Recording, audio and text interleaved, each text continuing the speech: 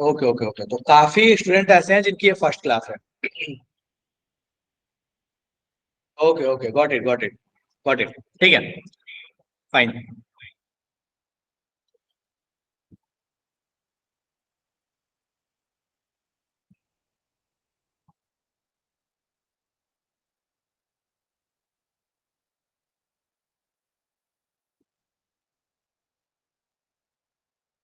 Okay, सो right now मैंने अभी आपको अनम्यूट करने का ऑप्शन हटा दिया है।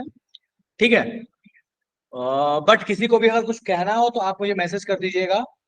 एंड लास्ट क्लास तक में हमने बहुत सारी चीजें डिस्कस की थी, लेकिन क्योंकि आज काफी बच्चे नए हैं, सो जो भी उस क्लास में मैंने आपको होमवर्क दिया था उसका डिस्कशन अपन नेक्स्ट वीक में किसी दिन रख लेंगे। ओके, देख लेता हूँ किस दिन रख लेंगे, और काफी सारे क्वेश्चंस थे उसको डिस्कस कर लेंगे। काफी अच्छे अच्छे क्वेश्चंस थे उसमें। आई गेस तो आप लोगों ने सॉल्व कर लिया होगा, बट जो बचे हुए हैं उसको डिस्कस कर लेंगे। स्टिल कुछ लोगों ने डाउट बोला है मुझे, मैं ट्राई करता हूँ कि 5 मिनट में जो नए वाले बच्चे हैं वो परेशान ना हो। 5 मिनट में मैं उन सारे डाउट्स को जो पॉसिबल है कि शॉर्ट इंटरवल में क्लियर किया जा सके उसको क्लियर कर देता हूँ।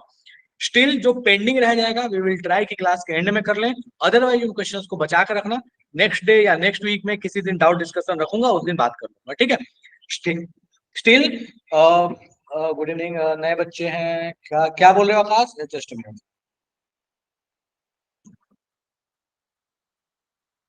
नए बच्चे कहाँ से आ गए यार? अब जहां से आए बच्चे आए आए हैं, ठीक है। नए बच्चे कहाँ से आ गए? ठीक है, कोई बात नहीं, फाइन। कोई दिक्कत नहीं है इसके लिए। बाकी जिसके डाउट है ना पूछ लो एक बार, मतलब 5 मिनट में डाउट के लिए बोलता हूँ, 5 मिनट आप पूछ लो। 5 मिनट अपन उससे बात कर लेते हैं अगर कोई कॉन्सेप्चुअल डाउट है तो। और बाकी कोई क्वेश्चन जो अटक गया है तो उसको अपन डीएसएस रख लेंगे, उसमें क्लियर कर लेंगे। ठीक है, और आज अपन थोड़े नए टॉपिक्स की तरफ आगे बढ़ेंगे। जो लास्ट क्लास में पढ़ा था उससे थोड़ा सा आगे बढ़ेंगे, स्टोसोमेट्री कर चुके थे लास्ट क्लास में। सो किसी का कोई डाउट है जो कॉन्सेप्चुअल काफी बड़ा डाउट है, ऐसा लग रहा हो कि बहुत दिक्कत हुआ मुझे इस चीज को लेके, तो फटाफट से बताओ, मैं उस पर बात कर लेता हूँ। आस्था हैंड रेज कर रही है।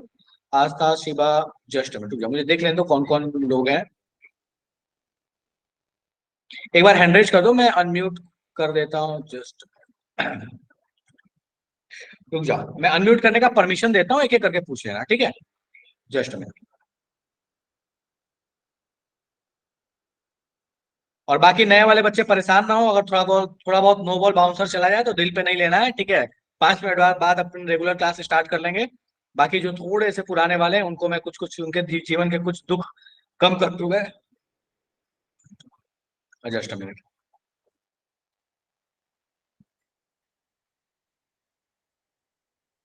हाँ, ठीक है। सो हैंडरेज कर लो, और मैं जिसका नाम लूंगा, सब एक साथ मत पूछना, ठीक है, वैसे दिक्कत हो जाएगा। तो साहिबा, साहिबा बोलो बच्चा, क्या दिक्कत है? सब मैं न्यू स्टूडेंट हूँ, कोई दिक्कत नहीं है अभी। अच्छा ठीक है, नितिन। सर ये जो MgCO3 वाला क्वेश्चन था, बिल्कुल नेक्स्ट जो आपने टिक करवा रखा है उसके बाद क्या ओके, क्वेश्चन ही है डिकम्पोजिशन। ना वो तो लास्ट क्लास का। हाँ सर वही बता, मैं पूछ रहा हूँ वही। ओके ठीक है, देखो क्वेश्चन अभी डिस्कस नहीं करेंगे क्योंकि थोड़ा अभी ये सही टाइम नहीं है। मैं डिस्कशन रख दूंगा, उस दिन मैं डिस्कस कर दूंगा। बाकी मुझे ऐसा लगता है कि शायद वो CO2 का कुछ तो निकालना था उसमें, मुझे ऐसा लगता है कि परसेंटेज लॉस मास वास वगैरह कुछ निकालना था, वही है ना? हाँ हाँ, NaHCO3 का वो। NaCO3 MgCO3 दिया हुआ था, ठीक है। देखो हाँ मोटे तौर हाँ पर मैं बताता हूँ क्या है। NaCO3 ब्रेक होगा, CO2 बनेगा, H2 बनेगा, MgCO3 है वो ब्रेक होगा, MgO बनेगा, CO2 बनेगा। CO2 कितना बन रहा है वही तुमको परसेंटेज निकालना है। CO2 बेसिकली जो है that is the percentage loss. ठीक है, मोटे मोटे तौर पे तुमको मैंने बता दिया जो उसमें गैस निकल रहा है। ठीक है, सर। हाँ। उर्मिला, बताइए बेटा।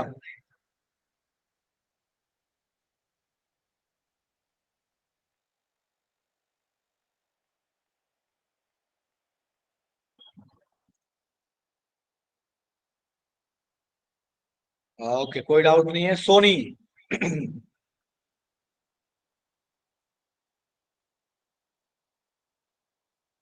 अच्छा अच्छा, okay okay okay Rohit, sure. मैं शायद scroll करता हूँ।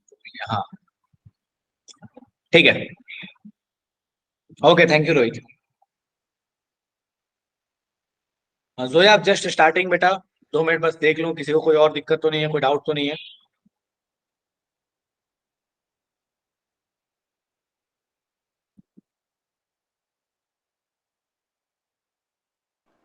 Sir I have a doubt. Okay okay Sandhya बोलिए। सर लास्ट क्लास में चैप्टर कौन सा हुआ था? लास्ट क्लास में अपन चला रहे हैं मोल कॉन्सेप्ट में स्टोइकोमेट्रिक कैलकुलेशन लास्ट क्लास में हुआ था, उसके क्वेश्चंस कर रहे थे। आज अपन बात करने वाले हैं मोटे मोटे तौर पे, दैट इज एम्पेरिकल फॉर्मूला क्या होता है, मॉलिक्यूलर फॉर्मूला क्या होता है, परसेंटेज प्योरिटी क्या होता है, इन सारी चीजों के बारे में डिस्कस करने वाले हैं। परसेंटेज यील्ड क्या होता है, इसके बारे में आज डिस्कस करने वाले हैं। ठीक है, थैंक यू सर। ओके चलिए ठीक है। सो अभी की सभा स्टार्ट करते हैं अपन फटाफट से। मैं स्क्रीन शेयर कर रहा हूँ, कहानी शुरू करते हैं। जस्ट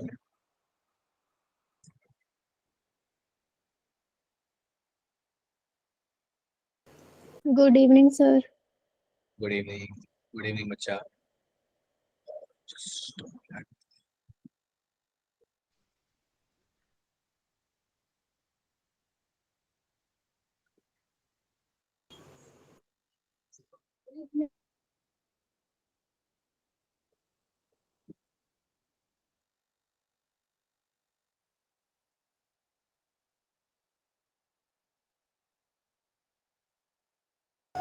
सर अब आप हमारी केमिस्ट्री की क्लास लोगे? कौन पूछा? एक सेकंड रुक जाओ बालक, मुझे देख लेने दो। जस्ट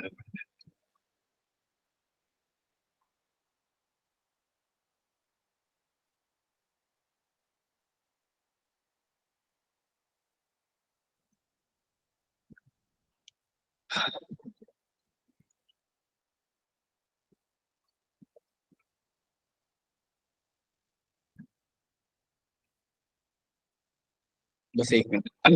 हाँ, सो फिलहाल तो मैं कंटिन्यू कर रहा हूँ। ठीक है, किसने पूछा ये डाउट? हाँ, हो सकता है मैं आपके लिए बिल्कुल नया हूँ, ठीक है, but still yes sir I मैंने। विल ट्राई कि आपको किसी तरह की कोई दिक्कत ना हो। नायरा, ठीक है। सो नायरा, आई विल ट्राई कि आपको किसी तरह की कोई समस्या ना हो। फिर भी अगर आपको कोई लगे किसी तरह की कोई दिक्कत हो रही है, कोई चीज समझ में नहीं आ रही है, सो आप बिल्कुल बेझिझक होकर आप पूछ सकते हैं, उसमें कोई दिक्कत नहीं है। ठीक है, I will try my okay best sir कि श्योर। आपको कोई दिक्कत ना हो। ठीक है, चलो ओके बेटा। सो ठीक है, तो मैं स्क्रीन शेयर कर रहा हूँ, फटाफट से कहानी शुरू करते हैं।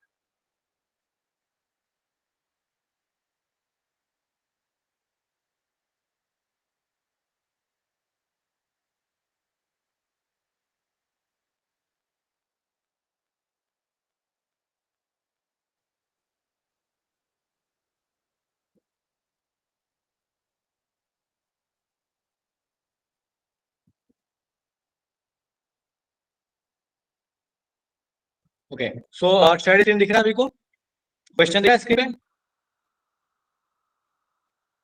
No sir. No sir. एक सेकंड रुक जाओ, हो सकता है थोड़ा लैग हो। नहीं दिख एक नो सेकंड रुक जाओ, सर। लैग हो थोड़ा सा, हो सकता है थोड़ा एक सेकंड टाइम लगे, आ जाए। शेयर कर दिया मैंने, कभी कभी लैगिंग की वजह से आता नहीं स्क्रीन में। इंडिया,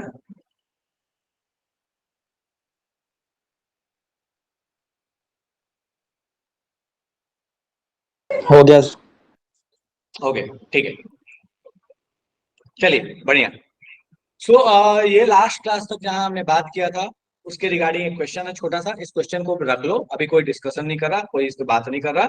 बस इस क्वेश्चन को देख लीजिए, आप आराम से घर पे ट्राई कीजिएगा। जितने पेंडिंग क्वेश्चन हैं उसको टीएसएस में क्लियर कर लेंगे अपन। ठीक है, चलो ओके। सो नेक्स्ट आते हैं। सो अब अपन बात करने वाले हैं, दैट इज परसेंटेज प्योरिटी के बारे में। ठीक है, कि भैया परसेंटेज प्योरिटी क्या होता है, परसेंटेज। एक सेकंड, हाँ ये क्वेश्चन लिख लो, ले लो जिसको भी स्क्रीनशॉट वगैरह लेना है ले लो।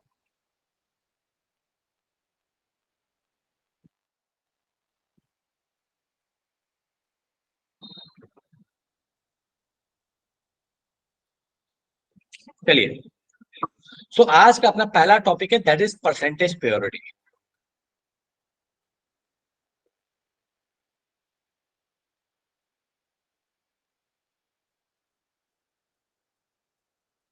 ठीक है, अब ये परसेंटेज प्योरिटी का मतलब क्या होता है, जरा इसको समझने का प्रयास करते हैं। देखो सिंपल शब्द में अगर कहा जाए, तो आसान भाषा में अगर कहा जाए परसेंटेज प्योरिटी का मतलब क्या है। सो अगर हम किसी भी चीज को, कोई भी अगर हम केमिकल सब्सटेंस ले लें, सो होता उसमें ये है कि हम जिस केमिकल सब्सटेंस को लेते हैं वो चीज उसमें पूरे तरीके से 100% नहीं रह रहा होता। एक एग्जाम्पल के तौर पे समझो कि अगर मान लो कि मैंने क्या किया, एक मार्बल का टुकड़ा उठा लिया, तो ऐसा नहीं है कि मार्बल के टुकड़ा को अगर मैं 100 ग्राम का मार्बल का टुकड़ा ले लूं तो उसमें 100 ग्राम कैल्शियम कार्बोनेट हो। हमें बचपन से पढ़ाया जाता है कि मार्बल इज कैल्शियम कार्बोनेट, ठीक है, बट उसमें 100 ग्राम कैल्शियम कार्बोनेट हो ये जरूरी नहीं है। और एक्चुअल में देखा जाए तो 100 ग्राम कभी होता ही नहीं है, उससे कम ही होता है, ठीक है। ये बहुत प्रैक्टिकल लाइफ में बहुत प्रैक्टिकली हम इन चीजों को देखते हैं, बहुत प्रैक्टिकली हमें देखने को मिलता है कि एग्जाम्पल के तौर पे मान लो कि किसी ने बोल दिया कि भैया जाइए मार्केट से भिंडी लेके आइए, भिंडी की सब्जी बनाइए, तो हमें अच्छे से पता है यार कि अगर हम 2 किलो भिंडी लाए तो 2 किलो भिंडी की सब्जी नहीं बनने वाली, कुछ उसमें वेस्ट मटेरियल भी होंगे। सो मोटे मोटे तौर पे ऐसे समझो कि जो भी आप केमिकल लेते हैं उसमें बहुत सारे वेस्ट मटेरियल होते हैं जो आपके काम के नहीं होते। तो जो उसमें काम की चीज है वो कितने परसेंट है, इसी चीज को कहते हैं परसेंटेज प्योरिटी।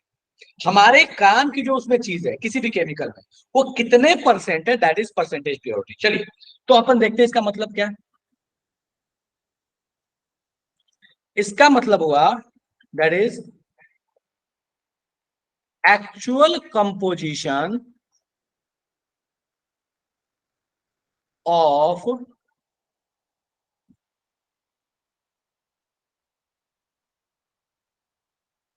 Required chemical. ठीक है, नए वाले बच्चे जो भी हैं थोड़ा सा हो सकता है आपको ये राइटिंग में दिक्कत हो, क्योंकि मुझे थोड़ा इसमें लिखने में समस्या होती है, ठीक है, बट स्टिल अगर नहीं समझा तो पूछ लेना। तो बोलता है क्या है कि जो एक्चुअल कंपोजिशन है, जो भी रिक्वायर्ड केमिकल है उसका, इसी चीज को कहते हैं परसेंटेज प्योरिटी। जो भी रिक्वायर्ड केमिकल, एग्जाम्पल के तौर पर मान लीजिए कि मेरे पास एक सैंपल है,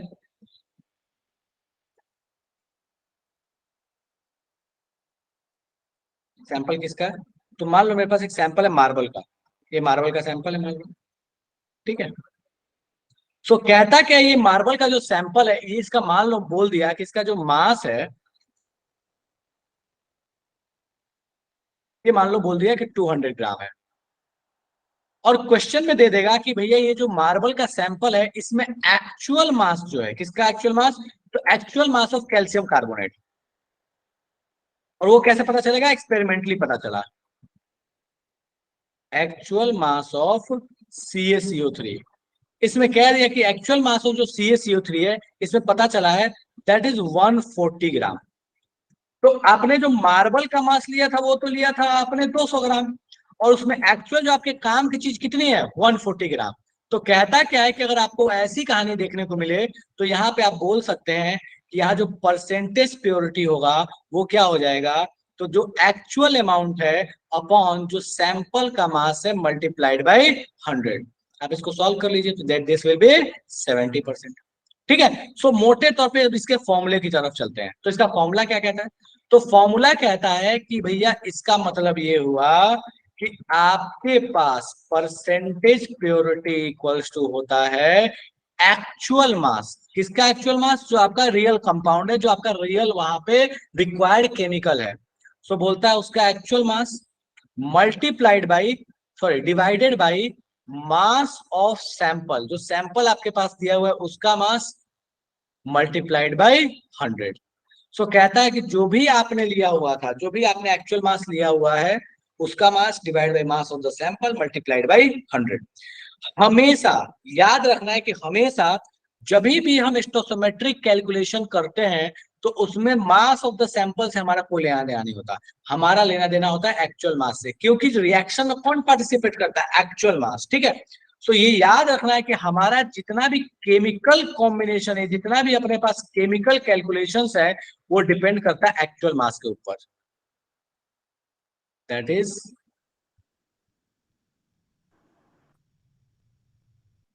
केमिकल कैलकुलेशंस। ठीक है, तो जितने भी आपको केमिकल कैलकुलेशंस कर रहे हैं that will depend on the actual mass of the substance. आपको सैंपल का मास क्या दिया हुआ, इससे आपको कोई खास लेना देना होना नहीं चाहिए। यहां तक में मुझे बता दो, किसी को कोई दिक्कत है तो मुझे बताओ कि भैया ये समझ में नहीं आया, जादू सा हो गया ये चीज, बच्चे वाली चीजें। सर जैसे कि आपने लिया CaCO3 का, ये आपने टोटल लिया 140 ग्राम। फिर से बोलिए। आपने फिर से बोलो CaCO3 का सर आपने CaCO3 का टोटल मास लिया है ना 140 ग्राम। हाँ ठीक है, देखो मैंने क्या कहा, मैंने कहा कि ये मार्बल है, मार्बल का मास कितना है 200 ग्राम, ठीक है। इसमें जो CaCO3 का एक्चुअल मास है, जो मार्बल आपने लिया, उस मार्बल को आपने क्या किया, कोई रिएक्शन करवाया, मान लो आपने मार्बल पे क्या किया, HCl एसिड डाल दिया, उससे पता चला कि आपको उसमें कैल्शियम कार्बोनेट का जो एक्चुअल अमाउंट उसमें प्रेजेंट है दैट इज 140 ग्राम। 200 ग्राम भले आपने सैंपल का मास लिया, लेकिन उसमें actual amount of calcium carbonate जो था वो 140 ग्राम ही था। सो आपको तब पता करना था कि बताइए उसमें कितना परसेंट जो है कैल्शियम कार्बोनेट है, या उस सैंपल में क्या प्योरिटी है कैल्शियम कार्बोनेट की। तो हमने उसके लिए क्या किया, हमने बोला कि जो उसमें एक्चुअल मास था डिवाइड बाई जो सैंपल का मास था मल्टीप्लाइड बाई 100 कर दिया। समझ सो में आया मैंने सर क्या बोला? यस सर वो तो आ गया समझ। जब हम क्वेश्चन अटेम्प्ट करेंगे तो हमारे क्वेश्चन में हमें गिवन होगा ऑलमोस्ट कंपाउंड का मतलब जो मास जैसे कि CaCO3 का आपने 140 बोला, या फिर इसको हमें निकालने का फॉर्मूला यूज करना पड़ेगा। Exactly exactly. अब देखो, हो सकता है कि आपको क्वेश्चन में परसेंटेज प्योरिटी दे दे और सैंपल का मास दे दे और आपसे पूछ ले कि बताइए एक्चुअल मास क्या है। हो सकता है आपको एक्चुअल मास दे दे, परसेंटेज प्योरिटी दे दे और आपसे सैंपल का मास पूछ ले। तो आपके पास जो क्वेश्चन आएगा बेटा, उसमें क्या होगा कि आपके पास इन तीनों में से this quantity and this quantity, इन तीनों में से कोई दो देगा और एक तीसरा पूछेगा। जैसे अभी जस्ट एग्जांपल देने वाला हूँ, उसके आप उसमें आपको समझ में आ जाएगा कि हाँ किस तरीके से कौन सा डेटा देके क्या पूछ लेगा। डन है बेटा? जी सर। हाँ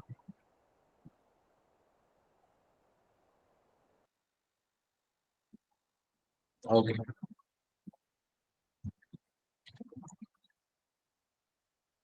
चलिए नेक्स्ट। सो मैं आपको एक एग्जांपल लेता हूँ, इस एग्जांपल को आप ध्यान दीजिए। सो कहता क्या है,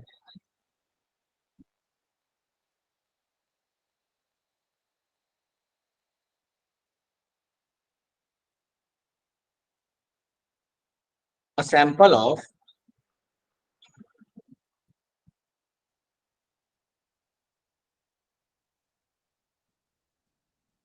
बेकिंग सोडा इज 80% प्योर, ठीक है। If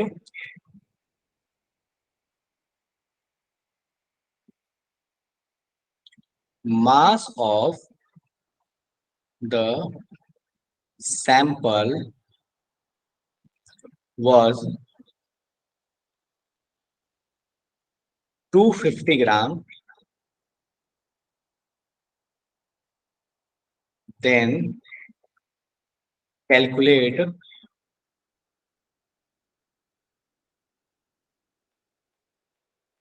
amount of NaHCO3 in the sample।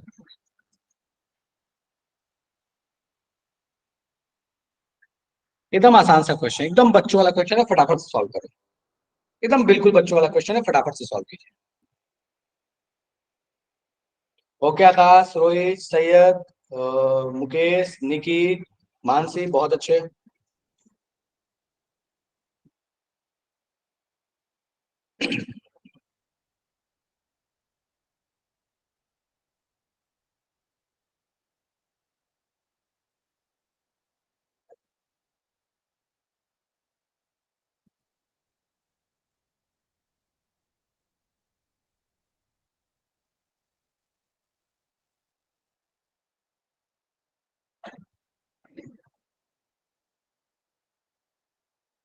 Done है? आस्था बढ़िया, अंजलि गुड, सोनी गुड, समृद्धि गुड, ठीक है। तो ये बच्चों वाला क्वेश्चन था। सो कहता क्या है कि भैया अगर आपके पास मान लीजिए परसेंटेज प्योरिटी दिया हो, तो हमें पता है कि that is percentage purity equals to actual mass, short में लिख लेता हूं, अपॉन सैंपल का mass that is S multiplied by 100, ठीक है। तो अपने पास परसेंटेज प्योरिटी कितना दिया हुआ था, that is 80 equals to actual mass मुझे नहीं पता, सैंपल का मास दिया हुआ था दैट इज 250 मल्टीप्लाइड बाई 100, ठीक है। तो यहाँ से आप सॉल्व कर सकते हैं, इस 250 को आप उठा के इधर भेज दीजिए, दैट इज दिस वन। एकदम बिल्कुल बच्चों जैसे सॉल्व कर दे रहा हूँ, 5 इधर आप भेज दीजिए, ठीक है। दिस विल बी 40, सो आपके पास एक्चुअल मास आ जाएगा दैट विल बी 200 ग्राम।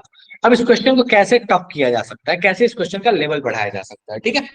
अब इसी क्वेश्चन को मैं क्या करता, ठीक है, मैं इसी क्वेश्चन को आगे बढ़ाने वाला हूं, ध्यान देना। मैं तुमसे बोलूंगा कि बताओ अगर इस सैंपल को मैं हीट करूं तो कितना परसेंट मास जो है इसका डिक्रीज हो जाएगा। इस क्वेश्चन को, इस सैंपल को मैं हीट करूं तो बोलेगा कि बताइए इसमें कितना परसेंट मास जो है वो डिक्रीज हो जाएगा, कितना परसेंट मास का लॉस होगा, ठीक है। इस तरह क्वेश्चन बनाए जा सकते हैं। एक और क्वेश्चन दे देगा कि बताइए इसमें सोडियम कार्बोनेट के मोल्स कितने हैं। इसमें तीसरा क्वेश्चन बना के दे देगा कि बताइए इसमें टोटल ऑक्सीजन एटम कितने हैं।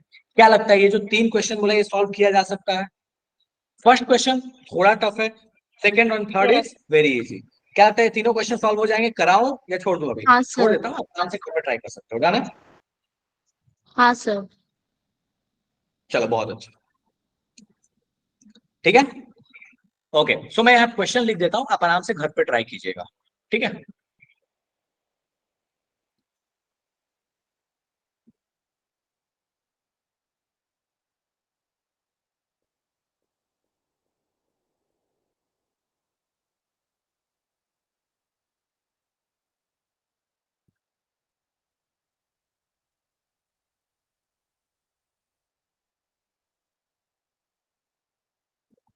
ये पिछले वाले क्वेश्चन पे बेस्ड ही है, ये तीनों क्वेश्चन जो अभी देने वाला हूँ, ठीक है।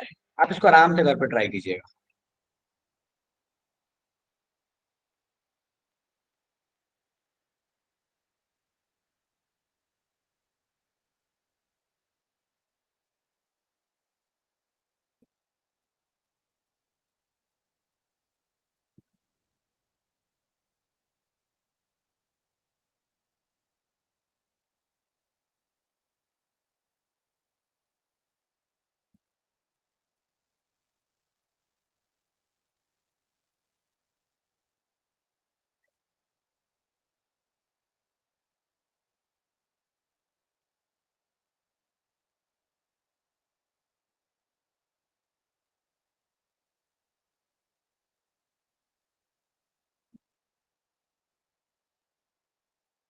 डन है, तो ये तीनों क्वेश्चन आप घर पे आराम से ट्राई कीजिएगा। सर एक परसेंटेज लॉस, डाउट है। हाँ बोलो। सर आपने जो ये फर्स्ट वाला क्वेश्चन लिखा है सैम्पल क्या है, ये तो आपने लिखा ही नहीं, और मैं फिर कैसे करूंगी ये? लास्ट वाला क्वेश्चन का ही कंटिन्यूअस फॉर्म है, अभी तो जस्ट बोला था ना। ओके सर, उसका पार्ट है लास्ट ना वाला ये? क्वेश्चन, हाँ लास्ट वाले क्वेश्चन का ही ये तीनों पार्ट है। अभी जस्ट ओके बोला ना कि ओके लास्ट वाला क्वेश्चन है, उसके कंटिन्यूटी में 3 क्वेश्चन दे रहा हूँ, ठीक है। Sure sir. हाँ, और राधिका कह रही है कि परसेंटेज लॉस का फॉर्मूला बता देता हूँ, ठीक है। देखो राधिका, परसेंटेज लॉस में समझा देता हूँ, 2 मिनट में समझाता हूँ, ठीक है। अभी एक बच्चा स्टार्ट उस समय बोल रहा था कि परसेंटेज लॉस सोडियम कार्बोनेट का कुछ तो क्वेश्चन था या मैग्नीशियम कार्बोनेट का, उसमें क्या होगा, ठीक है। चलो देखो, हमें पता है कि NaHCO3 को अगर मैं हीट करूं तो ये बनाएगा Na2CO3 प्लस CO2 जो कि गैस बन के बाहर निकल जाएगा, प्लस H2O जो कि वेपर बन के बाहर निकल जाएगा। बैलेंस करना है, आगे में 2 लगा लो, ठीक है। चलो, अब कहता है कि बताइए अगर आप इसको हीट करेंगे तो इसमें परसेंटेज लॉस मास का कितना होगा। चेक करके देख लेते हैं कितना परसेंटेज लॉस होगा। मान लेते हैं कि मैंने इसके एक्स मोल्स लिए थे, इसके एक्स मोल्स लिए हैं, एक एजम्पशन ले लेता हूँ। अगर इसके एक्स मोल लिए तो स्टोसियोमेट्री लगाओ। नए वाले बच्चे हो सकता है आपको दिक्कत हो, बट ठीक है, ये परसेंटेज लॉस का क्वेश्चन आ चुका है तो मैं थोड़ा सा एक्सप्लेन करता हूँ। आपने चूंकि 11th में थोड़ा तो पढ़ा होगा, सो उम्मीद है कि आप थोड़ा सा ट्राई कीजिएगा, बाकी कोई दिक्कत नहीं, नहीं समझना दोबारा से पूछ लेना से, ठीक है। सो मुझे पता है कि यहाँ पे 2 है, यहाँ पे 1 है, इसका मतलब अगर इसका एक्स मोल गया है तो डेफिनेटली ये बनेगा x/2 मोल्स, ठीक है। ये अगर 2 मोल गया तो ये अपने पास बना होगा 1 मोल, मतलब इसकी भी कहानी क्या हो जाएगी, x/2 मोल्स। और ये भाई साहब अपने पास कितने बनेंगे, x/2 मोल्स, ठीक है। अच्छा, मास का लॉस किसकी वजह से होता है? तुम एक बात बताओ, अगर रोटी बनाते हैं अपन, तो रोटी को मान लो मैंने अपने डॉ लिया 100 ग्राम का, रोटी मुझे मिली 80 ग्राम की, तो जो मास लॉस हुआ बेसिकली किसकी वजह से हुआ, गैस की वजह से। वहां से जो H2O वेपर बन के निकला या कोई और गैस वेपर बन के निकला, तो बेसिकली हमेशा जो मास लॉस होता है that will be due to gas. चलिए, तो अपन देखते क्या है कि यहाँ पे सबके मोल्स तो लिख लिया, सबके मास लिख लेते हैं।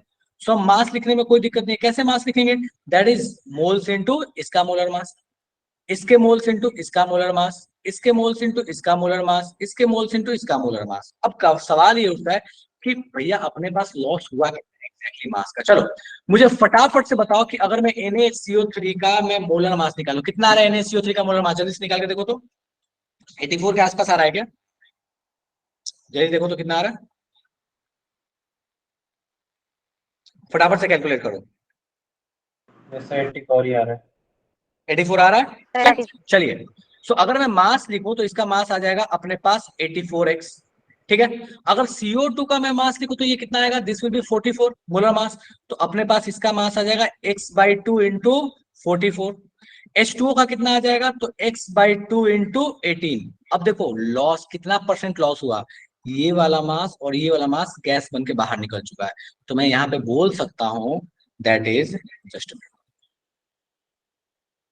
ये चूंकि मैं इस क्वेश्चन को डिस्कस कर रहा हूं क्योंकि अभी स्टार्ट में भी एक बच्चे ने क्वेश्चन पूछ दिया था इसके लिए। ठीक है, तो चलो दैट इज परसेंटेज लॉस कितना होगा। तो जो गैस बन के निकला, गैस बन के कितना निकला, that is x/2 into 44 plus ये वाला quantity that is x/2 into 18, ये निकला है, डिवाइड बाई टोटल मास। कितना टोटल मास लिया था, that is 84। 84x multiplied by 100। Done है क्या मामला, सॉल्व कर लोगे इसको? हाँ सर। कोई ऐसा एक बच्चा जिसने शुरू में भी पूछा था कि परसेंटेज लॉस कैसे निकालेंगे, क्या करेंगे, अब सॉर्ट हो जाएगा मामला, अब तो कोई दिक्कत नहीं है।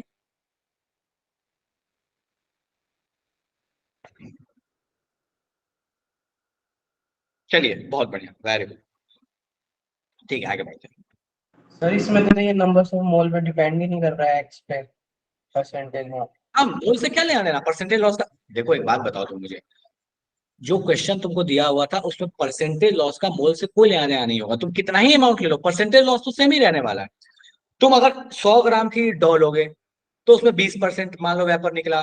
तुम 1000 ग्राम का ले लेते तो उसमें 200 ग्राम निकल जाता, उसमें भी 20% ही जाता। तो क्या परसेंटेज लॉस इस बात पे डिपेंड कर रहा है क्या कि आपने कितना अमाउंट लिया? नहीं, उसका कोई लेना देना नहीं है। तुम 10 ग्राम का डॉ लेते उसमें 2 ग्राम जाता, परसेंट 2 ग्राम जाता उसमें से water vapour, that is also 20%। ठीक है, चलो ओके। सो एक क्वेश्चन दिया हुआ है, आपको बोलता क्या है ये, थोड़ा सा डिफरेंट टाइप ऑफ क्वेश्चन है, ध्यान देना इसको, पिछले कॉन्सेप्ट से भी रिलेटेड है। बोलता है हेमोग्लोबिन है जिसमें 0.33% आयरन है by weight, the molecular weight of haemoglobin is 67200। बोलता है the number of iron atoms present in the one molecule of haemoglobin. ये लास्ट क्लास से रिलेटेड है, बता दे रहा हूँ कैसे करना, अभी ट्राई मत करना। मॉलिक्यूलर मास दिया है, परसेंटेज आपको दिया हुआ है, molecular mass into 0.33 divide by 100 कर लोगे, आपको मास ऑफ आयरन आ जाएगा। अब आपको टोटल मास आयरन का पता है, उतने आयरन एटम के लिए, उतने आयरन के मास के लिए कितने एटम्स लेने पड़ेंगे ये बता सकते हो।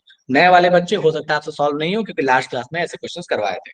नहीं हो कोई दिक्कत नहीं, परेशान नहीं होना। ठीक है, चलो तो नेक्स्ट आते हैं। ठीक है, जस्ट मिनट, क्वेश्चन कहाँ आ गया, हाँ ये क्वेश्चन, ये क्वेश्चन आपके परसेंटेज प्योरिटी का बोलता है कि बताइए the mass of CO that shall be obtained by heating 20 gram, sorry 20 KG of 90%।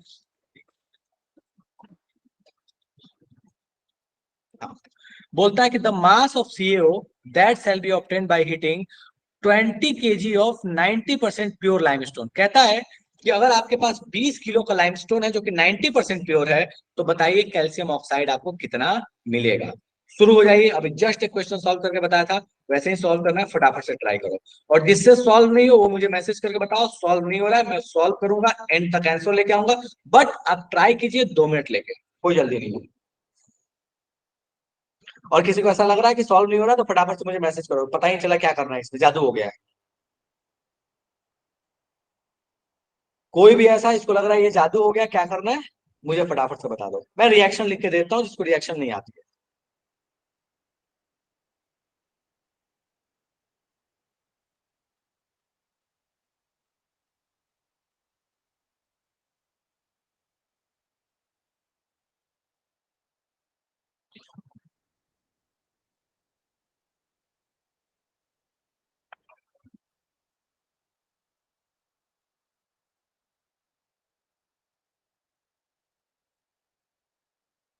Calcium का मोलर मास 40। आंसर 10.08। देखते हैं बेटा। अच्छा आंसर आपने बोलो ना, आप ना मैसेज कर दिया करो, ठीक है, बोलोगे ना तो इससे बहुत लोगों को पता चल जाएगा, फिर वो बेचारे ट्राई नहीं करेंगे। तो जिन लोगों का सॉल्व हुआ है ना मैसेज कर दिया करो, ठीक है, तो दिमाग में आ जाता है ना कि अच्छा ये आंसर होगा या ऐसा कुछ होगा। ईशिका बढ़िया बढ़िया, जोया बढ़िया, रुचिका बहुत अच्छे, बिल्कुल मधु, बिल्कुल माधुरी मैं बता दूंगा बेटा। आकाश बढ़िया, मैं डेफिनेटली मैं अभी सॉल्व करूंगा ही करूंगा। भूमिका बहुत अच्छे, प्रिया बहुत अच्छे, समरीन बढ़िया, जयप्रकाश बढ़िया,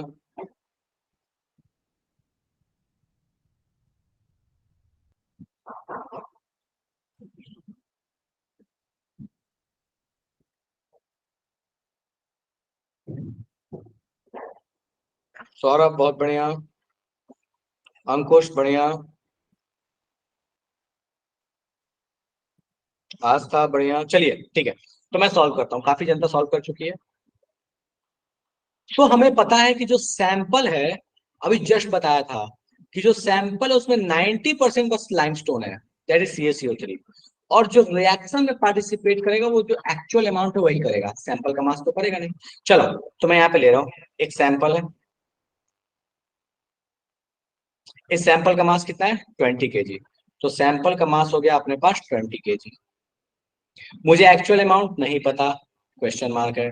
मुझे परसेंटेज प्योरिटी पता है कितना है, दैट इज 90%। तो मुझे बताओ कि परसेंटेज प्योरिटी पता, सैंपल का मास पता, क्या एक्चुअल अमाउंट हम नहीं बता सकते? बता सकते हैं, फॉर्मूला लगाएंगे तो। सो हमें पता था कि परसेंटेज प्योरिटी इक्वल्स टू होता है actual upon sample multiplied by 100। Percentage purity के लिए ये 90 है, एक्चुअल नहीं पता, सैंपल के लिए हमको दिया हुआ है 20 kg मल्टीप्लाइड बाई 100। तो आप इसको जैसे सॉल्व कर रहे हैं,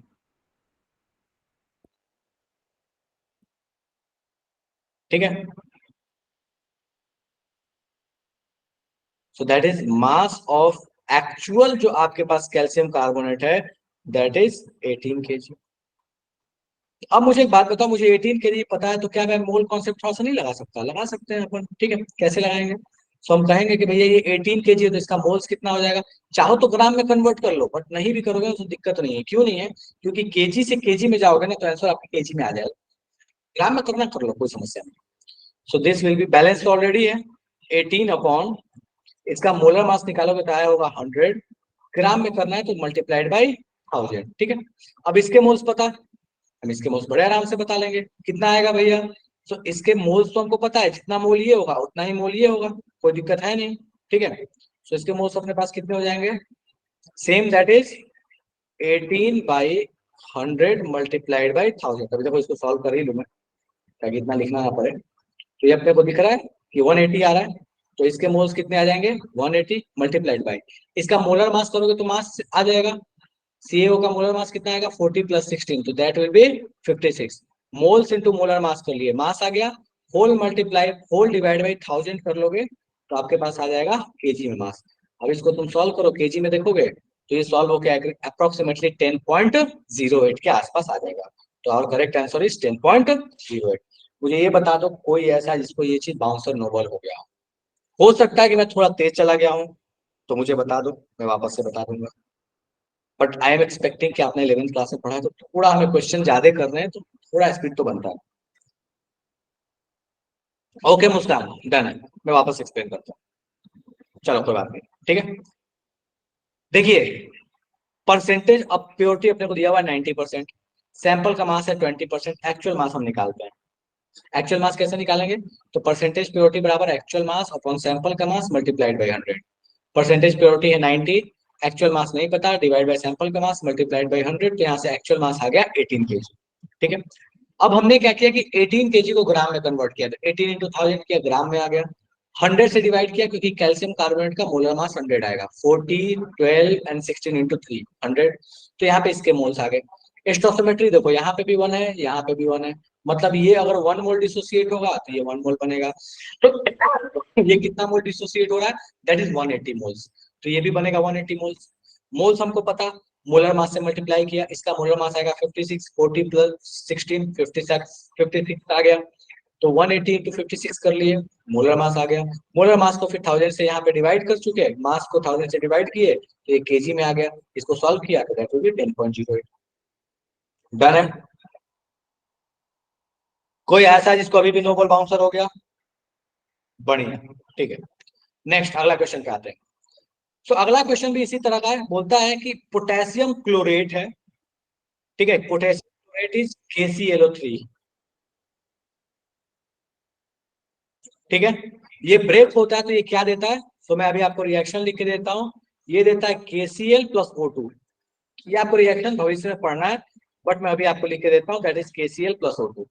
तो कहता है कि 80% प्योर सैंपल है, 48 ग्राम जो है वो ऑक्सीजन प्रोड्यूस करने के लिए, ये 48 ग्राम प्रोड्यूस करना है। तो बताओ KClO3 के कितना मास सैंपल का लेना होगा, मतलब 48 ग्राम ऑक्सीजन के लिए कितना KClO3 का मास लेना होगा सैंपल, एक्चुअल मास नहीं, सैंपल का मास कितना लेना होगा। शुरू हो जाओ। काफी अच्छा क्वेश्चन है, टाइम लगेगा, कोई दिक्कत नहीं है, सॉल्व करो।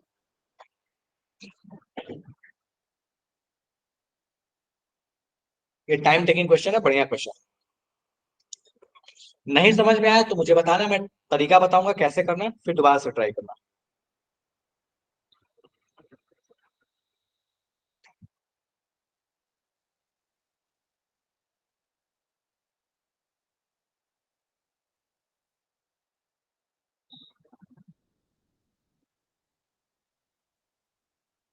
आस्था, बता रहा हूँ बेटा, 1 मिनट रुक जाओ, थोड़ा और लोग भी ट्राई कर रहे हैं, थोड़ा अप्रोच लगा लेने दो।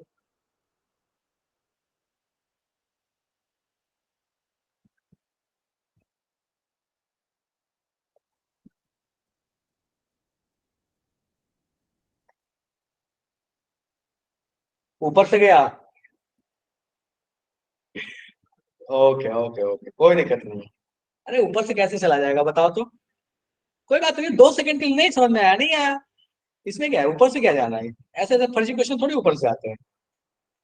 अरे हम लोग राजा लोग हैं, बताओ राजा लोग के लिए ऐसे क्वेश्चन ऊपर से जा सकते हैं? कभी नहीं जा सकते।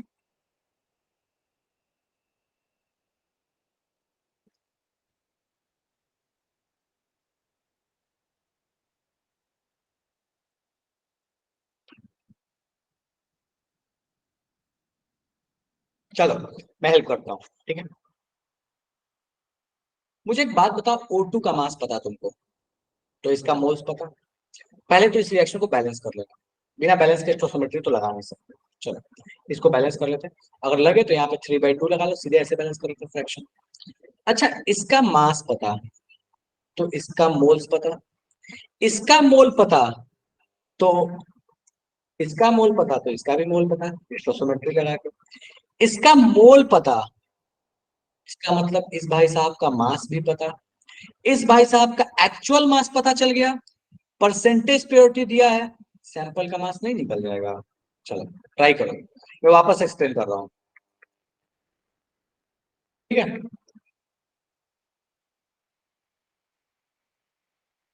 चलो मैं बैलेंस कर दे रहा हूँ।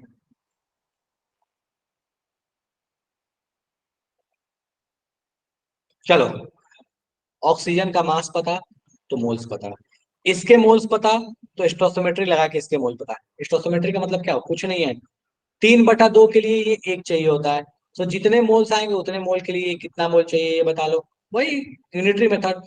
भाई 1.5 रुपए में ये, 1.5 रुपए बनाने के लिए ये 1 चाहिए होता है, सो इसके जितने मोल्स आए उतने बनाने के लिए इसके कितने मोल चाहिए, मोल से इसका मास आ जाएगा।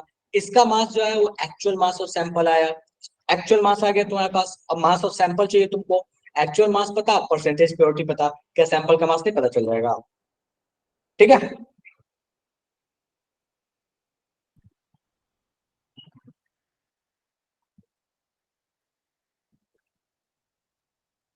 कोई ऐसा जिसको अभी भी समझ नहीं आया क्या करना है? नए वाले बच्चों को दिक्कत हो सकता है, अग्री, बट अब दिक्कत है कि बेटा 1-2 क्लास आप नहीं थे, तो जब मैं दोबारा से कराऊंगा ना तो आपको चीजें बेटर समझ में आएंगी। अभी कम से कम परसेंटेज प्योरिटी आपको तरीके से आनी चाहिए, ठीक है, उसके लिए परेशान नहीं होना। अब जो पुराना नहीं आ रहा है, भूल गए हो, उसकी बात ही अलग है, उसमें तो कुछ कर नहीं सकते ना अपन अभी, ठीक है।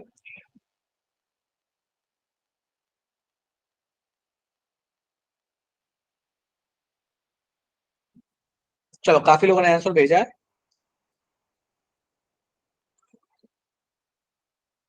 तो ए और बी के बीच में लड़ाई चल रही है।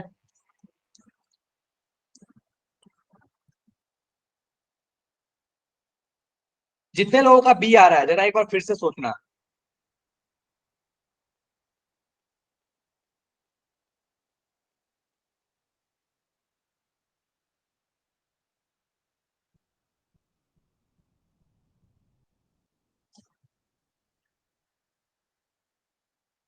चलो ठीक है, मैं सॉल्व करता हूँ। ठीक है, कोई बात नहीं।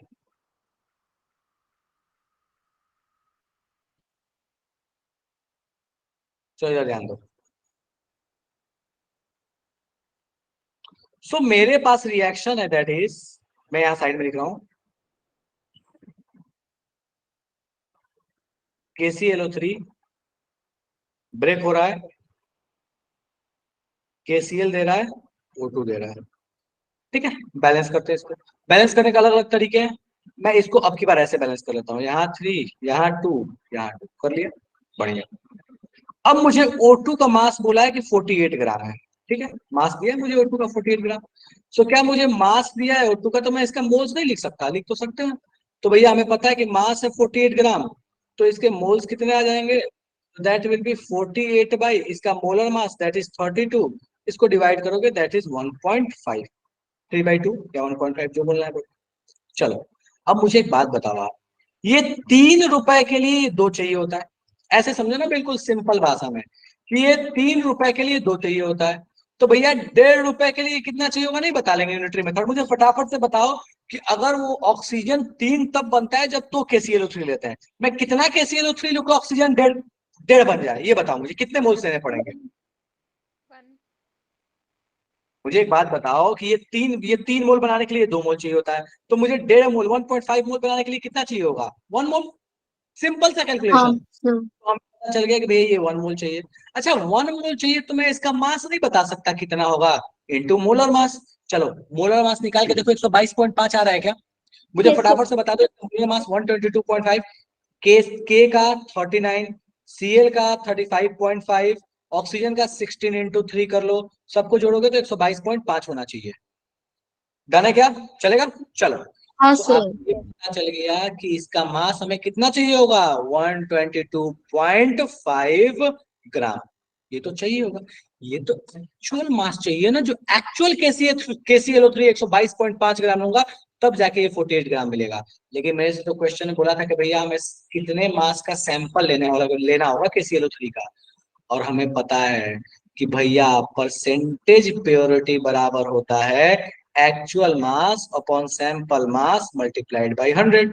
अब हमें पता है कि भैया परसेंटेज प्योरिटी के लिए परसेंटेज दिया हुआ है 80, एक्चुअल मास मुझे चाहिए 122.5, सैंपल का मास चाहिए S मल्टीप्लाइड बाई 100। तो यहां से जब आप सॉल्व कीजिएगा तो आपके पास S जो है इसको उधर भेजो, इसको 80 को इधर लेके आओ, तो सैंपल का मास आ जाएगा 122.5 डिवाइडेड बाई 80 मल्टीप्लाइड बाई 100। इसको सॉल्व कीजिएगा तो ये लगभग लगभग 153 के आसपास आ जाएगा। तो दैट विल बी 153, लगभग लगभग 153, दैट इज 153.12 ग्राम। मुझे इतना बता दो किसको किसको ये समझ में नहीं आया अभी भी। जिसको नहीं आया उसके बारे में बात करेंगे, आ गया तो ठीक है। ऐसी जनता जिसको लगता है भैया ये बहुत मतलब जुपिटर का क्वेश्चन था और हमको अर्थ पे दे दिया गया, समझ नहीं आ रहा है। सर जो ये आपने इसमें मोल्स निकाले हैं ऑक्सीजन के, ये स्टोकियोमेट्री वाले रूल से निकाले हैं? बिल्कुल। देखो स्टोकियोमेट्री क्या कहता है, हम 11th क्लास में पढ़े ना, ठीक है अभी मान लो आपकी क्लास छूट गई कोई दिक्कत नहीं, बट आप मुझे एक बात बताओ बाबू कि ये 3 कब बनता है? जब ये 2 कंज्यूम होता है। सो ये 1.5 कब बनेगा? जब ये कितना कंज्यूम हो रहा होगा? 1। एक सिंपल। 2 रुपए में 3 गोलगप्पे, 1.5 गोलगप्पे के लिए कितने रुपए चाहिए होंगे? 1 रुपए चाहिए होंगे, और क्या। ठीक है, यूनिटरी मेथड और कुछ नहीं है। एंड वाला पार्ट, एंड वाला पार्ट देखें तो एंड वाले पार्ट में क्या दिक्कत है? देखो एंड वाले पार्ट में परसेंटेज प्योरिटी बराबर एक्चुअल मास अपॉन सैंपल का मास मल्टीप्लाइड बाय 100 होता है। एक्चुअल मास मैंने स्टार्ट में बोला था ध्यान दो, यहाँ पे मैंने बोला था कि जो रिएक्शन में पार्टिसिपेट करता है, कहाँ गया, केमिकल कैलकुलेशन में कौन पार्टिसिपेट करता है, एक्चुअल मास। तो आपको जो 122.5 ग्राम आया है वो केमिकल कैलकुलेशन से आया है, तो इसका मतलब ये कौन सा वाला मास है, एक्चुअल मास है। आपको एक्चुअल पता है, परसेंटेज प्योरिटी पता है, सैंपल का मास निकल जाएगा। इस फॉर्मूले को चिपका दिया। क्वेश्चन में तो बोला एक्चुअल मास निकालो, एक्चुअल मास निकाल कहाँ रहा है, हमें तो सैंपल का मास ही निकाल रहे हैं, एक्चुअल मास कहाँ निकाल रहे हैं। बोलता है if potassium chloride is 80% pure, मोटे तौर पर हमको सीधा ही सीधा बोल रहे हैं सैंपल का मास चाहिए। अभी भी किसी को दिक्कत है इसमें? सर अगर हमारा बैलेंसिंग करने पर हमारा जो KClO3 है उसके नंबर ऑफ मोल्स 1 ना आके ज्यादा आते, तो हम वहाँ पे एक्चुअल मास में उसको नंबर ऑफ मोल्स से मल्टीप्लाई करते। अगर 1 से अधिक आते तो तुम्हारे पास क्या हो रहा था, मान लो यहाँ पे 5 मोल्स आ जाता फॉर टाइमिंग, मान लो एग्जांपल के लिए, तो 5 इंटू 122.5 हो जाता। तो ये 5 मोल तो तभी आएगा ना जब यहाँ पे भी तुम्हारे पास अलग डेटा हो। यस ठीक सर। है, हाँ कोई दिक्कत नहीं है, उससे क्या दिक्कत है। मास बराबर होता है क्या, मोल्स इंटू मोलर मास। वो अलग बात है, किस्मत से यहाँ मोल्स 1 है तो मोलर मास के बराबर ही मास आ गया। 2 होता तो 122.5 हो जाता। ठीक है, ओके। परसेंटेज, कोई बात नहीं जयप्रकाश, ठीक है। चलो नेक्स्ट क्वेश्चन। अब ये 2015 का पूछा हुआ क्वेश्चन है। बोलता है क्या कि बताइए the percentage loss in the weight after heating pure sample of potassium chloride. ये अलग कहानी है। वेट का लॉस अभी जस्ट शुरू में सिखाया था। वेट का लॉस किसकी वजह से होता है, ऑक्सीजन की वजह से होगा यहाँ पे, क्योंकि आप जब इसको हीट कर रहे हो तो आपको बाहर में क्या निकल रहा है, ऑक्सीजन। तो तुम मुझे बताओ कि कितना परसेंट लॉस हुआ, तुम नहीं बता दोगे। जस्ट अभी थोड़ी देर पहले सिखाया था NaCO3 वाले एग्जाम्पल में कि परसेंटेज लॉस कैसे निकालते हैं। KClO3 में परसेंटेज लॉस नहीं बता लोगे। करो तो फटाफट से इसको सॉल्व करो, फटाफट से सॉल्व करो, मुझे बताओ कितना परसेंटेज लॉस आने वाला है।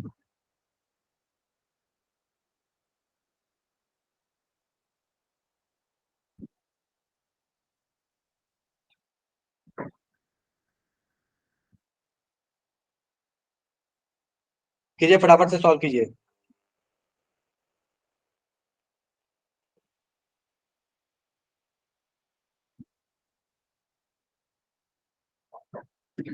अभी थोड़ी देर पहले आपको सिखाया था परसेंटेज लॉस की कहानी।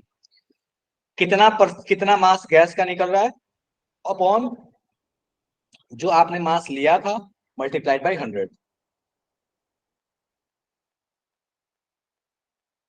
रुचि बहुत बढ़िया बेटा।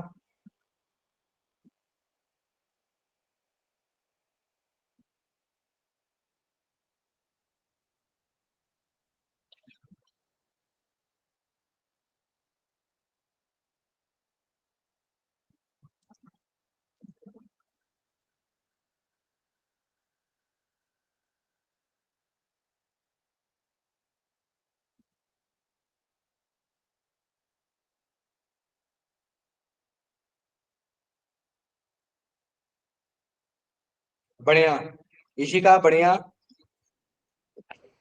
संध्या बढ़िया, मुस्कान बहुत अच्छे।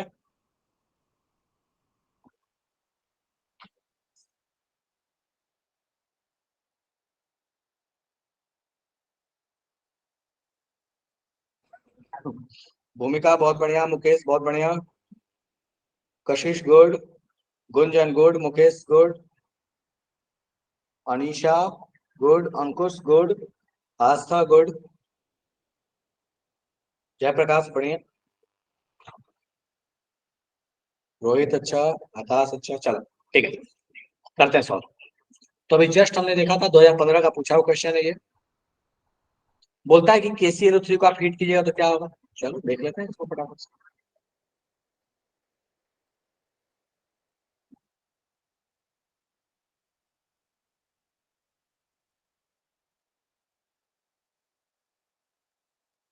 अभी जस्ट देखे थे, ये बनेगा KCl, ये बनेगा O2।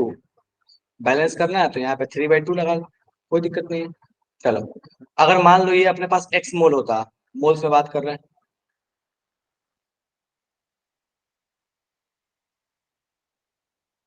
तो ये बनेगा x, ये बनेगा 3/2x। डिवाइड मास में बाय बात कर लेते हैं,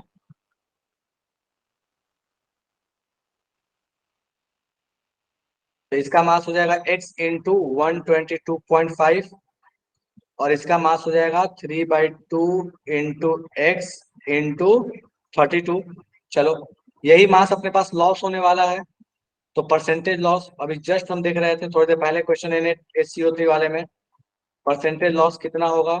तो ये भाई साहब है ऑक्सीजन जो गैस है, that is 3/2 into x into 32 divide by x into 122.5 multiplied by 100। यहाँ से एक्स एक्स गया, इसको सॉल्व करोगे तो ये आ जाएगा लगभग आ जाएगा, that will be approximately equal to 39.1 के आसपास। ऑप्शन में शायद 39.12 दिया हुआ है, ठीक है जस्ट, हाँ सॉरी 18 दिया हुआ है, तो ठीक है दैट विल बी 39.1।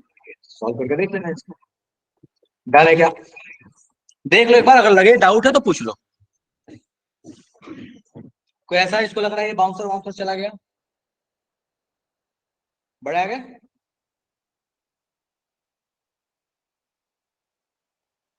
चलिए ठीक है। सो एक परसेंटेज प्योरिटी टाइप का ही एक और भी टर्म है जिसको बोलते हैं परसेंटेज यील्ड। अब परसेंटेज यील्ड क्या होता है, जरा इसको समझने का प्रयास करते हैं, ठीक है। तो परसेंटेज यील्ड का मतलब क्या होता है, देखो सिंपल बात है, मैं बात करता हूँ। बहुत बार होता क्या है कि हम जितना सोचते हैं कि प्रोडक्ट बनेगा ना, उतना नहीं बनता, उससे कम बनता है। एक एग्जाम्पल के तौर पे बड़ा सिंपल सी कहानी है कि मान लो कि हमने कोई चीज, कोई खाना बनाने का ट्राई किया, कुछ भी खाना बनाने का ट्राई किया। फॉर एग्जाम्पल मान लो हमने ट्राई किया कि पनीर की सब्जी बनाएंगे। अब हमने तो सोचा था यार कि उसमें 200 ग्राम पनीर लेंगे, 50 ग्राम सारे मसाले लेंगे, तो 250 ग्राम सब्जी बनके तैयार हो जाएगा। लेकिन उसको बनाते वक्त क्या हुआ ना, कुछ वेस्ट हो गया, कुछ पनीर को काटने में वेस्ट हो गया, कुछ मसालों में वेस्ट हो गया, कुछ कढ़ाई में रह गया। तो इस तरह से क्या होता है ना कि हम जितना उम्मीद करते हैं कि प्रोडक्ट हमें फाइनली मिलेगा ना, उतना नहीं मिलता, उससे थोड़ा कम मिलता है। तो जितना एक्चुअल अमाउंट मिला है विथ रेस्पेक्ट टू जितना मिलने की मुझे उम्मीद थी, इसी परसेंटेज को बोलते हैं परसेंटेज। मतलब मान लो मैंने सोचा था कि मुझे 250 ग्राम सब्जी मिलेगा और मुझे मिला 200 ग्राम ही। सो 250 के रेस्पेक्ट में जो 200 ग्राम हुआ, that will be counted as percentage yield. तो मैं मोटे तौर पे यहाँ पे आपको समझाता हूँ कि परसेंटेज यील्ड की कहानी क्या है, उसका पहले डेफिनेशन फॉर्मूला, ठीक है।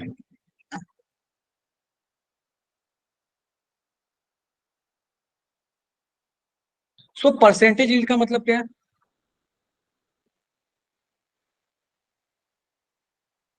Percentage of actual amount of product obtained with respect to expected amount। मतलब हमने जो सोचा था कि यार इतना मिलना चाहिए, उसके रेस्पेक्ट में जितना हमें प्रोडक्ट मिला है, उसी चीज को हम कहते हैं परसेंटेज यील्ड। फॉर्मूला क्या होता है, बिल्कुल ये परसेंटेज प्योरिटी की जैसा ही फॉर्मूला है। सो कहता है कि परसेंटेज यील्ड बराबर होता है actual amount of product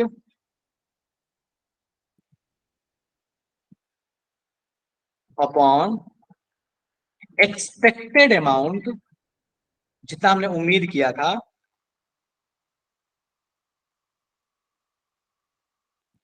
multiplied by 100। अच्छा, एक्चुअल और एक्सपेक्टेड अमाउंट किसको बोलेंगे? सो एक्चुअल अमाउंट वो है जो आपको लेबोरेटरी से प्रैक्टिकली जो आपको मिला, ये एक्चुअली प्रैक्टिकल अमाउंट है, ये आप थियोरेटिकली नहीं कैलकुलेट कर रहे हैं, ठीक है। तो ये जो आपको प्रैक्टिकली अमाउंट मिला है, दिस इज एक्चुअल अमाउंट। और ये वो है जो आप स्टोक्सियोमेट्री लगा कैलकुलेट किया। आपने स्टोक्सियोमेट्री लगाया कि भैया 10 ग्राम ये, 2 ग्राम ये रिएक्ट करेगा तो ये मेरा 12 ग्राम मिलना चाहिए। सो ये जो आपने कैलकुलेशन किया, दैट इज एक्सपेक्टेड अमाउंट जो आपने स्टोक्सियोमेट्री से कैलकुलेट किया। तो दिस इज बेसिकली थियोरेटिकल, ठीक है। सो जो ऊपर वाला है दैट इज प्रैक्टिकल, जो आपको लेबोरेटरी से मिलेगा, और जो नीचे वाला है वो है थियोरेटिकल। अब एक एग्जांपल देके मैं समझाता हूँ, ध्यान देना। सो मान लो अपने से कहता है, एक एग्जांपल लेता हूं, मान लो अपने से कहता है कि जब N2 और H2 कंबाइन होते हैं हेबर्स प्रोसेस में तो अमोनिया बनता है। कहता है, इसको बैलेंस कर लेते हैं, यहाँ पे 3 लगा लिया, यहाँ 2 लगा लिया। कहता है कि भाई साहब जब ये 28 ग्राम 28 ग्राम, एकदम सिंपल सा कहानी ले रहा हूँ, ये 28 ग्राम है और कहता है कि ये भाई साहब आपके पास 6 ग्राम है। जब ये 28 ग्राम और ये 6 ग्राम रिएक्ट किए तो कहता है कि पहले तो बताओ कि ये कितना बनने की आपको उम्मीद थी। और क्वेश्चन में ये बोल दिया कि यहाँ पे इस रिएक्शन का जो परसेंटेज यील्ड है वो है, मान लो बोल दिया कि 50%। तो आपसे पूछेगा कि बताइए रियल में कितना बना, एक्चुअल में कितना बना। दो क्वेश्चन पूछा, बोला कि बताइए अगर 28 ग्राम नाइट्रोजन और 6 ग्राम हाइड्रोजन रिएक्ट किया तो अमोनिया कितना बनने का उम्मीद है, दैट इज एक्सपेक्टेड अमाउंट, और एक्चुअल में कितना बना, ठीक है, वो आपको बताना है तब जब इस रिएक्शन का परसेंटेज यील्ड 50 है। चलो मैं इस रिएक्शन को सॉल्व ही करता हूं, ठीक है। चलो सो मुझे पता है ये कहानी है, मैं इसके मोल्स लिखता हूं, मुझे मास पता, मैं मोल्स लिख रहा हूं। एकदम सिंपल डेटा लिया है, 28 है, मोलर मास से डिवाइड किया 1 मोल आ गया, 6 है 2 से डिवाइड किया 3 मोल्स आ गया। अब हमें पता है ये 1 मोल के लिए 3 मोल चाहिए होता है, कोई दिक्कत नहीं है। और अपने पास ये 1 मोल के लिए कितना मोल बनता है, 2 मोल। तो अपने को पता है कि 1 मोल के लिए कितना मोल बनना चाहिए था, 2 मोल बनना चाहिए था। और 2 मोल बनना चाहिए था, इसका मतलब इसका मास कितना होना चाहिए था, तो मोलर मास से मल्टीप्लाई कर लिया तो इसका मोलर मास, ठीक है। सो ये बनना चाहिए था अपने पास 34 ग्राम। अब ध्यान देना, ये जो 34 ग्राम निकाला, this is the expected amount. मुझे उम्मीद था कि मैं 28 ग्राम नाइट्रोजन 6 ग्राम हाइड्रोजन को रिएक्ट कराऊंगा तो 34 ग्राम मेरे पास यूरिया सॉरी अमोनिया बन के मिलेगा। लेकिन कहता है कि नहीं, सिर्फ इस रिएक्शन में 50% ही अमोनिया बन रहा है, तो बताओ कि तुम्हें अमोनिया कितना मिलेगा। तो अब मैं कहूंगा कि अच्छा अगर 50% ही सिर्फ अमोनिया बना है, इसका मतलब मुझे पता है कि इस रिएक्शन का परसेंटेज यील्ड बराबर होता है कि actual amount upon expected amount multiplied by 100। मतलब कि अगर ये 50% बनाया तो 50 equal to actual upon expected था, मुझे 34 मल्टीप्लाइड बाई 100 कर लिए, ये भाई साहब 2 हो गया, ये भाई साहब यहाँ 17 हो गया। तो हमको यहाँ से पता चल गया कि एक्चुअल अमाउंट जो है वो 17 ग्राम है। मतलब कि जब इस रिएक्शन को मैंने कराया होगा तो मुझे 34 ग्राम यूरिया नहीं मिला होगा, मुझे एक्चुअली 17 ग्राम ही यूरिया मिला होगा। उम्मीद किया था मैंने कि 34 ग्राम मिलेगा। डन है क्या मामला? कोई ऐसा जिसको लगता है कि ये परसेंटेज यील्ड अपने खोपरे में नहीं गया, जादू हो गया, बाउंसर हो गया, नोबॉल हो गया? कोई ऐसा जिसको लग रहा है कि परसेंटेज यील्ड समझ में नहीं आया? जिसको नहीं समझ में आया वो बताओ, समझ में आ गया, that's good, very good.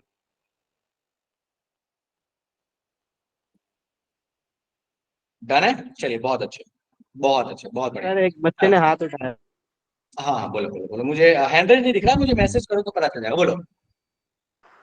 Sir इसमें जैसे भी आपने बताया कि 1 मोल से 2 मोल NH3 बन रहे हैं, तो ये 34 ग्राम आपने 28 प्लस 6 को ऐड करके लिखा है या फिर 2 मोल से 34 ग्राम बनाया है?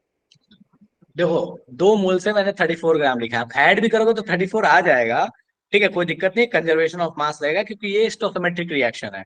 बट बहुत बार आपको रिएक्शन नॉन स्टोइकोमेट्रिक भी मिलेगा। सो ये जो 34 लिखा है this is according to this 2 moles, ना कि ऐड करके, ठीक है। लिमिटिंग रिएजेंट आ जाएगा तो आप ऐड करके नहीं लिख पाइएगा, अभी लिख भी लोगे तो चलेगा। डन है क्या? सर 2 मोल से 34 ग्राम मतलब इसका मोलर मास लेके जब हमने ये वेट निकाला 34। Exactly, this is 14 plus 3, this is 17। सो मैंने क्या किया, मोल्स जो है वो 2 moles multiplied by molar mass कर लिया 17 से, दैट विल बी 34 ग्राम, ठीक है। ओके चलो अब इस क्वेश्चन को देखो। सो कहता है कि NH3 प्रोड्यूस हुआ according to this reaction, same वही कहानी है। बोलता है एक्सपेरिमेंट में कि 0.25 मोल्स NH3 फॉर्म होता है जब 0.5 मोल ऑफ N2 रिएक्ट करता है 0.5 मोल्स ऑफ H2 से। बोलता है परसेंटेज यील्ड क्या है। ये क्वेश्चन बहुत अच्छा क्वेश्चन है, इसमें लिमिटिंग रिएजेंट का भी कॉन्सेप्ट लगेगा। सॉल्व करो, मैं देखता हूँ कितने लोग सॉल्व कर पा रहे हैं। हो सकता है नए वाले लोग सॉल्व नहीं कर पाए, उनको लिमिटिंग रिएजेंट नहीं पता, बट क्वेश्चन काफी अच्छा है इसलिए मैंने इसको शॉर्टलिस्ट करके यहाँ पे दिया हुआ है। ट्राई कीजिए, देखते कितने लोग कर पा रहे हैं, कोई दिक्कत नहीं, करो ट्राई। नए वाले नहीं हो कोई दिक्कत नहीं है, लिमिटिंग रिएजेंट नहीं पढ़ा है, जिनकी क्लास हो गई है उनको भी नहीं पढ़ाया है, बट हाँ थोड़ा कॉन्सेप्ट मैंने लास्ट क्लास में समझाया था, मिनिमम जिसमें बन रहा हो। शुरू हो जाओ।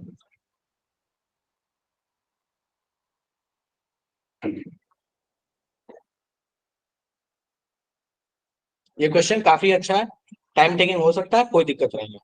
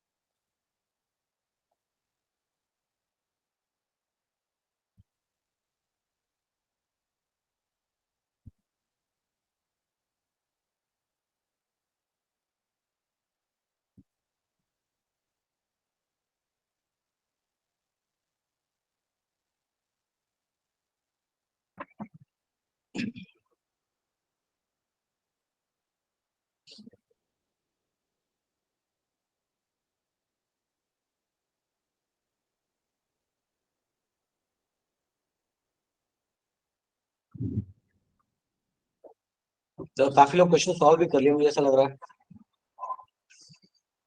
जोया बहुत बढ़िया, very good. Nitin very good.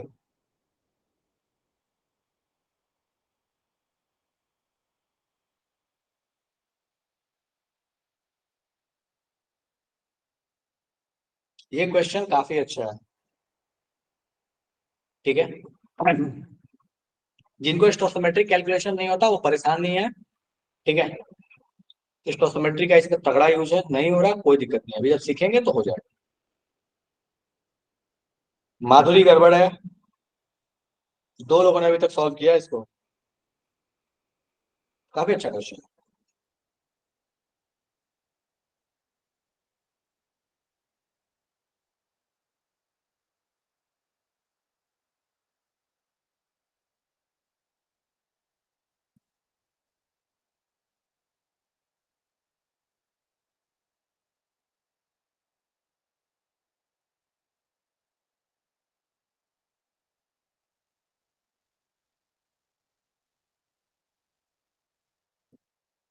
मुस्कान गड़बड़ है, गुंजन गड़बड़ है, ईशिका सही है, माधुरी गड़बड़ है,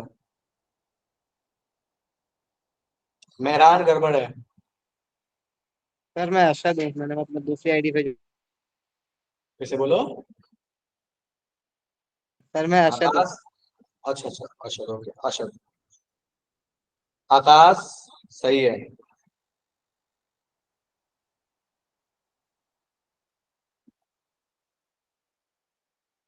मुकेश सही है, मानसी सही है, रोहित सही है।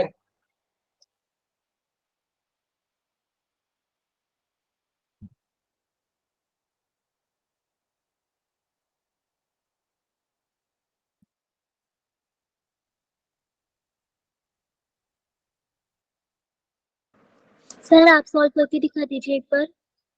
कैसे बोलो बाबू? सर आप सॉल्व करके दिखा दीजिए। ठीक है, चलिए।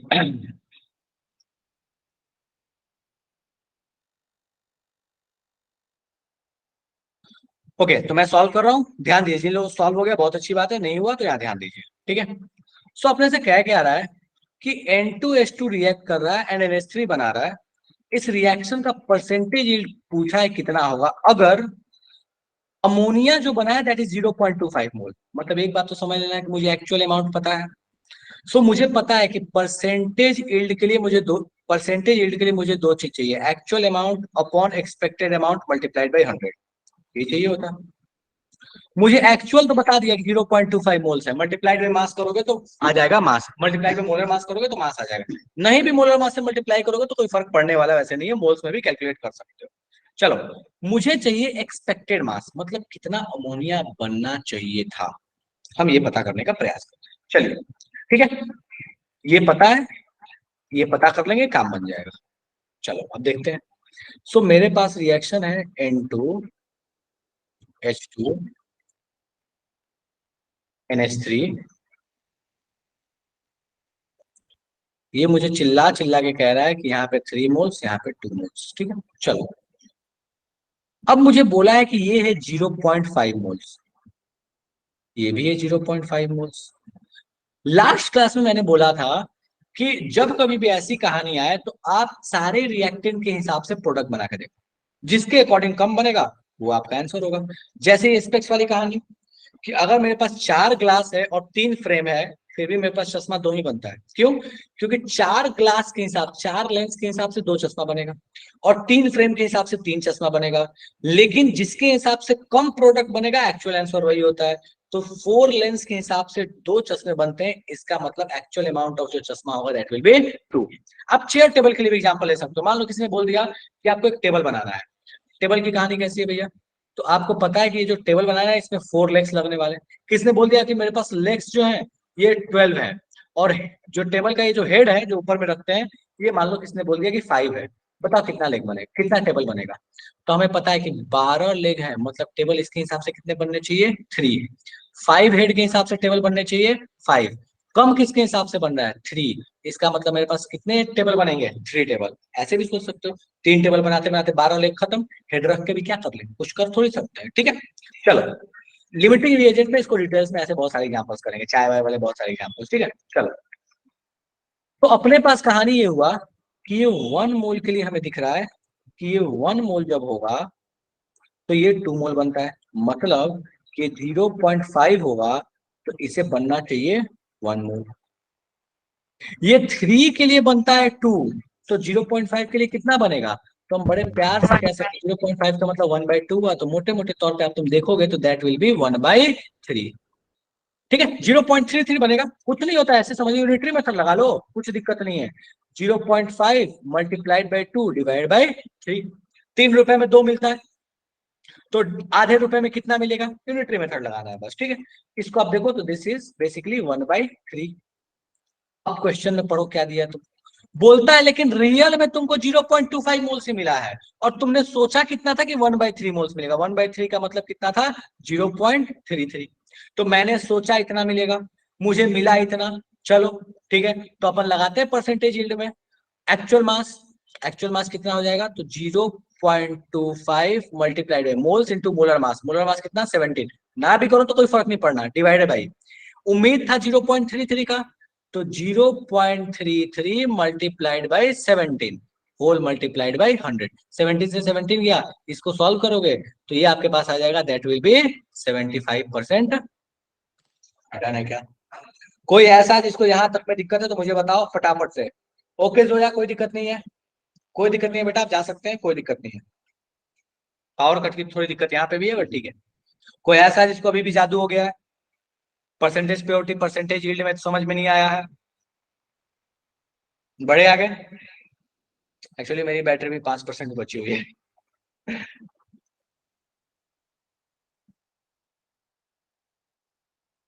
बड़े आगे, चलिए नेक्स्ट, ठीक है। चलो अभी एम्पेरिकल एंड मॉलिक्यूलर फॉर्मूला का क्वेश्चन है और उस पर बात करेंगे अपन, लेकिन चूंकि आज टाइम काफी आगे निकल गया, 4 मिनट ही बचे हुए, सो मैं नया टॉपिक नहीं पढ़ाना चाहता, मैं थोड़ा थोड़ा आइडिया देता हूँ एम्पेरिकल और मॉलिक्यूलर फॉर्मूला का, ठीक है। सो देखो, अगले क्लास में इस पर डिटेल्स में बात करेंगे। सो एम्पेरिकल फॉर्मूला क्या होता है? मतलब मैं अगर मान लो आपसे बोलूं कि बाबू बताओ कि ग्लूकोज का फॉर्मूला क्या है, तो आप बोलिएगा दैट इज C6H12O6। लेकिन अगर आप देखो तो हमें बचपन में सिखाया जाता था कि अगर आपके पास मैग्नीशियम ऑक्साइड लिखना है, Mg2O2 बनता है क्रॉस मल्टीप्लाई करके, तो हम बोलते थे कि यार इसको MgO लिख लो, सिंपल फॉर्म में लिखते थे। लेकिन इसमें क्यों नहीं लिखते? क्योंकि एक कोवेलेंट कंपाउंड, और कोवेलेंट कंपाउंड में सिंपल फॉर्म में हम नहीं लिखते, सिंप्लीफाई नहीं करते। स्टिल अगर हम इसको सिंप्लीफाई करके बस तीनों एलिमेंट का रेशियो लिख लें, दैट इज CH2O, 6 12 6 है तो CH2O हो जाएगा। तो कहता है क्या है कि this is the empirical formula, और ये जो एग्जैक्ट कंपाउंड का फॉर्मूला है दैट इज मॉलिक्यूलर फॉर्मूला। ध्यान दीजिएगा, तो ये सेम एम्पेरिकल फॉर्मूला तब भी बनेगा जब आपके पास एसिटिक एसिड होगा, दैट इज CH3COOH। आप इसको देखिए, 2 कार्बन, 2 ऑक्सीजन, 4 हाइड्रोजन, तो ये बेसिकली क्या है? C2H4O2। इसको भी अगर आप सिंप्लीफाइड फॉर्म में लिखिएगा तो आपके पास क्या हो जाएगा? CH2। तो किसी भी कंपाउंड में जो रेस्पेक्टिव एलिमेंट्स हैं उनका नंबर जब हम सिंप्लीफाइड फॉर्म में लिखते हैं, सिंप्लीफाइड रेशियो में लिखते हैं, सो उस फॉर्मूले को हम कहते हैं एम्पेरिकल फॉर्मूला। यहां तक किसी को दिक्कत है? फटाफट से बता दो मुझे। डन है। अगले क्लास में अपन इस पे डिटेल्स पे चर्चा करेंगे। अभी की सभा अपन यहीं पे विराम लगाते हैं, वापस मैं कहानी एम्पेरिकल फॉर्मूला से ही शुरू करूंगा। मैं मान के चलूंगा एम्पेरिकल फॉर्मूला मैंने कुछ भी डिस्कस नहीं किया था। बाकी यहां तक में किसी को कोई दिक्कत है तो मुझे फटाफट से बता दो। सर हमारी स्टार्टिंग की थोड़ी सी क्लास छूट गई थी, तो हमें ड्राइव लिंक मिल सकती है? बिल्कुल बेटा, आपको मिल सकती है। आप एक बार आपके जो कोऑर्डिनेटर है, आई गेस हर्षित सर से आपकी बात हो रही होगी, तो आप एक बार हर्षित सर से कहिएगा, वो आपको ड्राइव लिंक दे देंगे या वीडियो लिंक दे देंगे। स्टिल अगर कोई दिक्कत हो तो आप ग्रुप में मैसेज करना या फिर मुझे आप बता देना, मैं ट्राई करूंगा कि अगर मेरे पास कुछ अवेलेबल है तो मैं आपको दे दूँ। बट स्टिल आप पहले हर्षित सर से बात कीजिएगा, जिन्होंने आपसे बात किया होगा, जो भी आपके कोऑर्डिनेटर होंगे वो आपको अवेलेबल करा देंगे, ठीक है। सर नोट्स मिल जाएंगे ना इसके? फिर से बोलो बाबू। सर आपके जो हैंड नोट्स है जो आप क्लास में करा रहे हो, ये मिल जाएंगे ना, मतलब उस ड्राइव बिल्कुल लिंक में? हाँ बिल्कुल बिल्कुल, ये सारे मिल जाएंगे। पीडीएफ तो मैंने आपके आई गेस ग्रुप में भी आता होगा पीडीएफ, बट ड्राइव पे भी आपको मिल जाएगा। जितने क्लासेस मैंने करवाए हैं, जितने क्वेश्चन है, वो सारे आपको पीडीएफ मिल जाएंगे वहां पे, ठीक है। Okay sir. बाय वाले मैम ने ग्रुप डिस्क्रिप्शन में डाल दिया है क्वेश्चन। जयप्रकाश बिल्कुल डेफिनेटली, पहले तो इसमें बहुत सारे क्वेश्चंस वो भेज दूंगा, और मैंने बोला था कि 3-4 क्लास बाद मैं आपको डीपीपी और होमवर्क दूंगा। सो आज आई गेस अपनी 3rd क्लास है, ठीक है। तो कल से आपको मॉड्यूल के क्वेश्चन नंबर एंड डीपीपी मिल जाएंगे, ठीक है। मोस्ट ऑफ कल से मैं आपको अवेलेबल करा दूंगा। अभी तक मैं नहीं चाह रहा था, मैं चाह रहा हूँ थोड़ा सा आप बॉन्डिंग बन जाए, थोड़ा सा आप चीजें समझने लगे, उसके बाद क्वेश्चंस फिर मिलते रहेंगे, ठीक है। हाँ आज 4th क्लास है, सॉरी, माय बैड। सर चलो ठीक है, ओके बाय बाय। इट्स 8:15। अगले क्लास में अपन मिलेंगे तो आई कहानी बात करेंगे, और अगले क्लास में आपको मिल जाएगा। मैं ट्राई करता हूँ अगर आज भी, बट आज तो नहीं दूंगा, इसलिए नहीं दूंगा क्योंकि आज बहुत सारे नए बच्चे हैं, तो वो फिजिबल नहीं होगा। अगले क्लास में मैं आपको दूंगा, ठीक है। चलो बाय बाय, टाटा। Bye sir, thank you sir. Bye bye. Thank you sir. Bye.